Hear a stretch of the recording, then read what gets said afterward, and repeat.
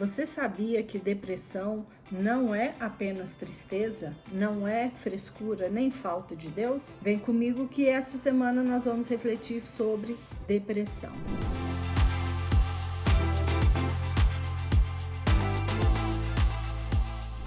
Olá, eu sou Carolina Freitas, sou psicóloga clínica, mestre em psicologia, especialista em sexualidade humana e o tema dessa semana é depressão. Então a gente vai começar hoje pelo que não é depressão. Eu gosto sempre de trazer para vocês definições dos conceitos e hoje a gente vai começar pelo que não é. Então depressão não é frescura. Depressão não é uma simples tristeza. Depressão não é falta de Deus. Tá? A gente tem inclusive padres bem conhecidos aí, pastores, que estão em tratamento para depressão e eles mesmos nos trazem, né, essa questão que não é falta de Deus. Não é porque você não tem aí uma referência espiritual, que sua área da espiritualidade, da religiosidade não esteja plena, que você terá depressão, ok? E a gente tem também que não é frescura. A pessoa não tá ali deitada, muitas vezes se arrastando, sem conseguir produzir. A gente, né, vem falado sobre uma sociedade produtiva e muito positivista. A pessoa não tá nesse lugar, não por frescura, é porque ela realmente não está dando conta. E a depressão também não é tristeza. Um dos sintomas da depressão é uma tristeza, só que é uma tristeza profunda. Não é uma tristeza que é aquele sentimento, aquela emoção que com o tempo a gente vai lidando com ela e daqui a pouco ela passa, ela te atravessa e vai embora. A depressão é uma tristeza profunda, enquanto um dos sintomas, junto, por exemplo, com a desesperança. Tá? Então, nós temos aqui 3 pontos do que não é depressão.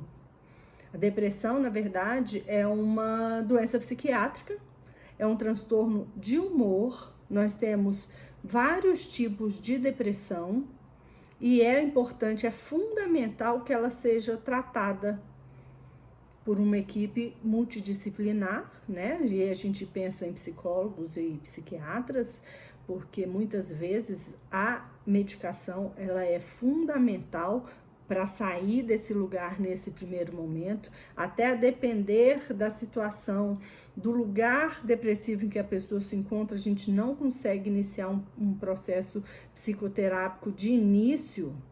Não tem cognição suficiente para um processo psicoterápico, a gente está falando aí de depressões profundas, então entra-se primeiro a medicação e em seguida a psicoterapia, e nós temos a psicoterapia quando precisa ou não aí também da medicação, vai depender do tipo de depressão. Eu vou esmiuçar um pouco mais sobre depressão aqui para vocês, mas tem 2 que são importantes, que são pouco ditas, que eu acho bacana aqui trazer para vocês, que é a depressão, o transtorno afetivo sazonal, né? A gente está falando de humor, então a gente está falando de afetos. Esse transtorno afetivo sazonal é uma forma de depressão que acontece em determinadas épocas do ano.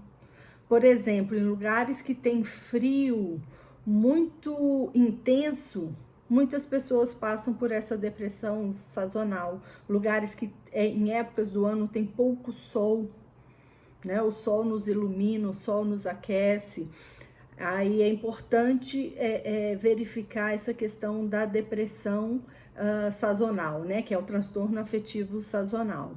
Eu já tive pacientes que mudaram do Brasil para países, lugares mais frios, que passaram por essa situação e que hoje estão bem. A gente conseguiu fazer esse trabalho desde o início, sabendo que existe a possibilidade de uma depressão sazonal. A gente já entra com um trabalho preventivo quando a gente tem essa organização, sabe que a pessoa vai para esse lugar mais frio, que isso pode, por exemplo, acontecer, ok? E também a depressão episódica, que ela acontece em festas de fim de ano, né? Natal, Ano Novo, tem-se uma expectativa muito positiva, tem aí, a gente fala em refletir, pensar, encontrar familiares. Nem sempre é positivo, é bom para aquela pessoa. E essa positividade de Natal, essa positividade de Ano Novo, para algumas pessoas é depressiva. Lembram? Gatilhos. A gente falou um pouco de gatilhos também no vídeo sobre ansiedade. Se você ainda não teve oportunidade de assistir ao vídeo sobre ansiedade, terminando aqui, vai lá, assista.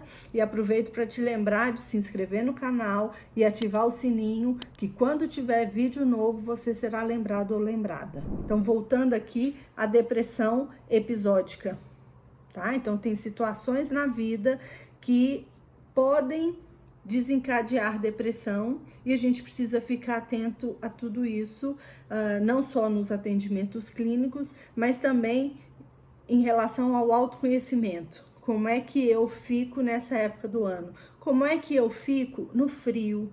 Como é que eu fico no calor? Se a gente pensar nas estações do ano, né? Primavera, verão, outono, inverno, cada estação do ano tem a sua simbologia.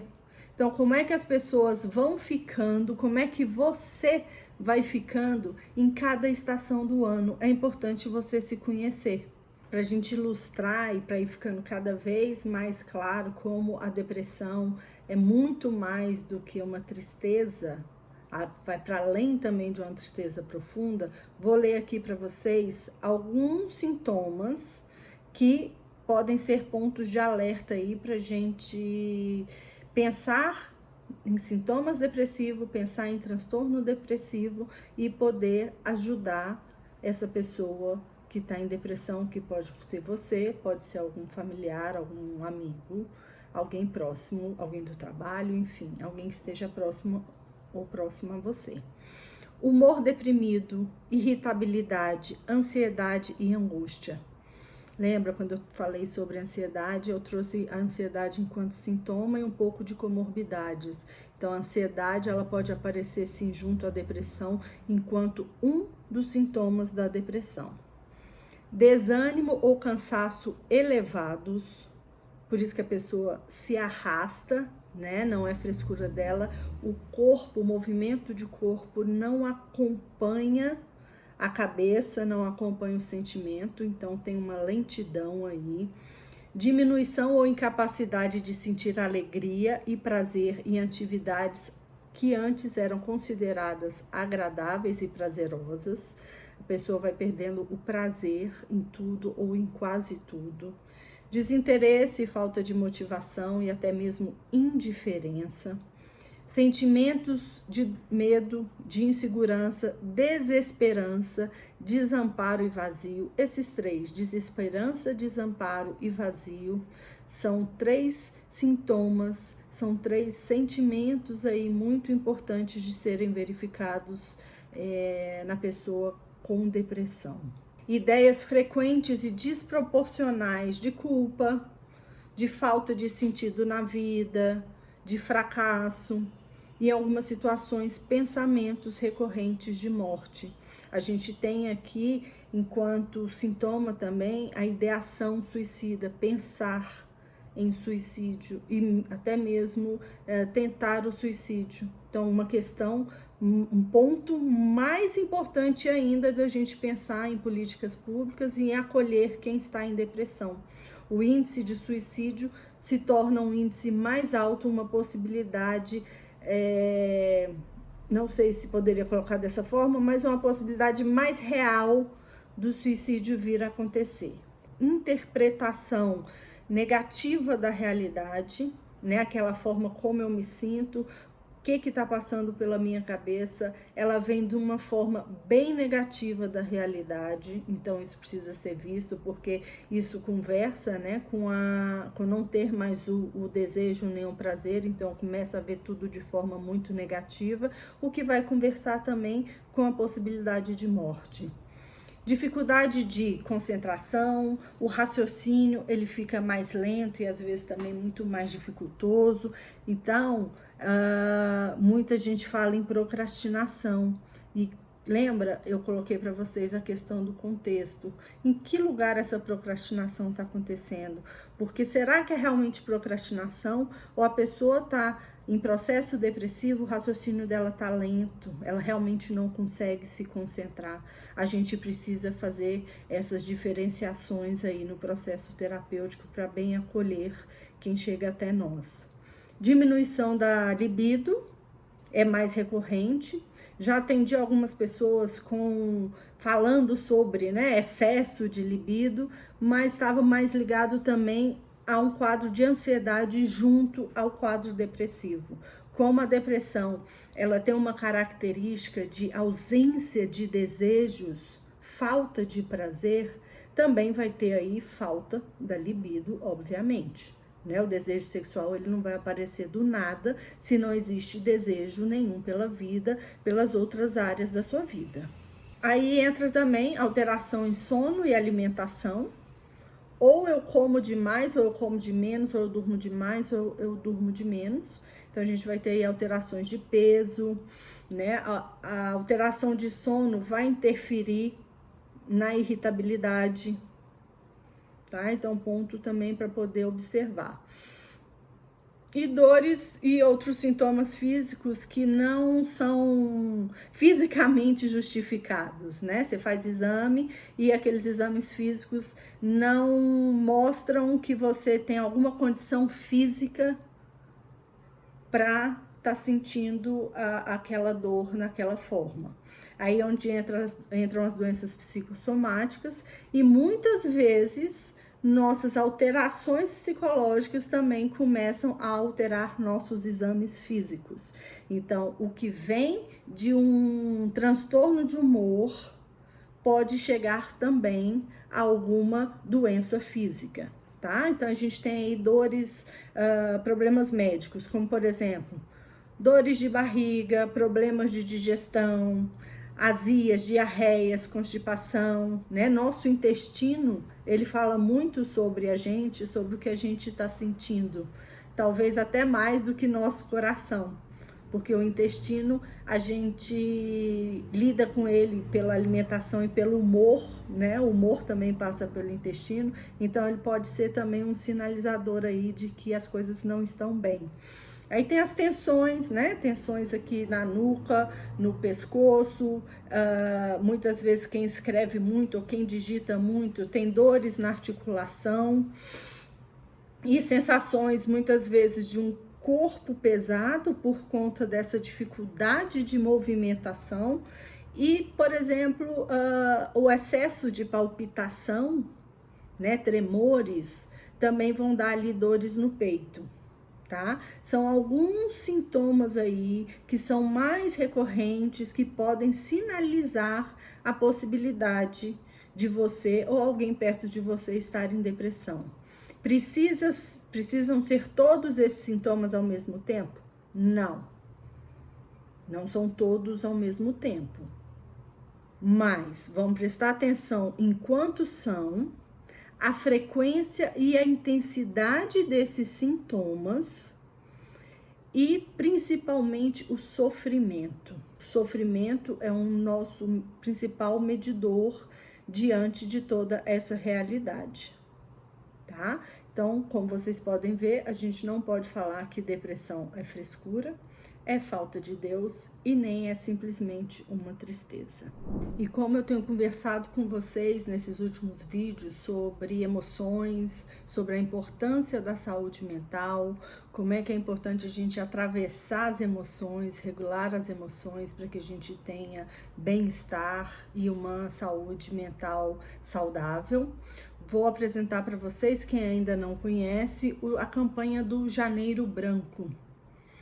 Então, vou ler aqui para vocês, vou deixar depois na descrição o link do site do Janeiro Branco para vocês terem mais conhecimento dessa proposta que o psicólogo Leonardo Abrão trouxe para gente. E desde então, a saúde mental tem sido levantada no mês de janeiro e lembrando que saúde mental é para o ano inteiro. O que é então o Janeiro Branco? O Janeiro Branco é um movimento social dedicado à construção de uma cultura de saúde mental na humanidade. É também o nome do instituto que coordena este movimento. O objetivo é chamar a atenção de indivíduos, das instituições, lembra? A gente falou sobre burnout, saúde mental no trabalho, das sociedades e das autoridades para as necessidades relacionadas à saúde mental dos seres humanos. A gente precisa falar de políticas públicas, saúde mental, depressão, ansiedade, como é que a gente pode também trazer políticas públicas para ir favorecendo o desenvolvimento de uma saúde mental saudável. Uma humanidade mais saudável pressupõe respeito às condições psicológicas de todos, todas e todes. Vou incluir toda a humanidade aqui na minha fala. Por que Janeiro Branco? Janeiro, o primeiro mês do ano, inspira as pessoas a fazerem reflexões acerca de suas vidas, das suas relações, dos sentidos que possuem, dos passados que viveram e dos objetivos que desejam alcançar no ano que se inicia. A gente conversou um pouco sobre isso no primeiro vídeo desse ano, que eu chamei de recomeços.